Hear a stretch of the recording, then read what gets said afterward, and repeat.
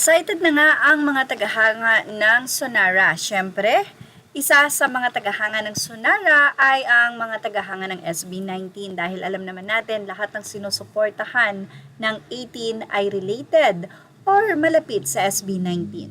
Well, ang Sonara po ay may event ngayon sa Skolta kung saan maraming fan ang magaganap, especially sa mga pupunta roon. May 16 Saturday, 12 noon hanggang 10 p.m. sa Skolta Street in front of First United Building. Actually, may nagbahagi na nga po na mga fans kung saan ay naroon na nga po sa event. Ibinahagi din ito sa social media ng ABS-CBN. Ang photo ng Sonara ay kanila nga pong shinare at may caption ng ABS-CBN News Facebook na tabi-tabi were seated.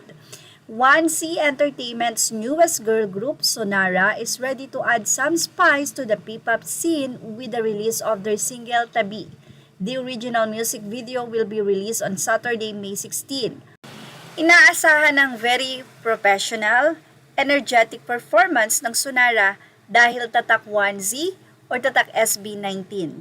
Knowing SB19, kilala talaga sila sa hindi po pwedeng putyo-putyo ang performance mo at hindi po pwedeng okay na yan, pwede na yan. Kailangan ay pwedeng-pwede.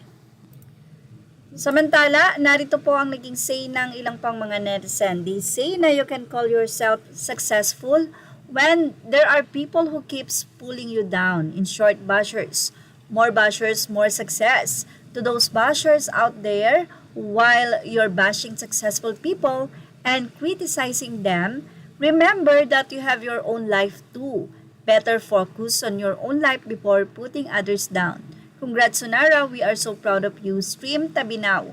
Actually, hindi po talaga maiaalis na may mga bashers. Parang teleserye at pelikula lang yan na hindi magiging magandang story kapag walang kontrabida. Sabi nga ni Juan Mig Bondok, nagpapasalamat sila sa bashers dahil talagang nakakatulong ito para mas mag-viral, pag-usapan, at sabi pa nga ng advice ni Juan Mig Bondok, magpakalakas sila, magpaka-energy para pagka-ready na silang mang-bash, may enough energy sila to bash. Say pa ng ilang netizen, SB19 would be super proud of them. Soon, international tour with SB19, hindi malabong mangyari. Well, good luck 1C fam and fans. At yan ang ating Showbiz Now update. Images are all credit to the rightful owners. Thank you for watching Showbiz Now.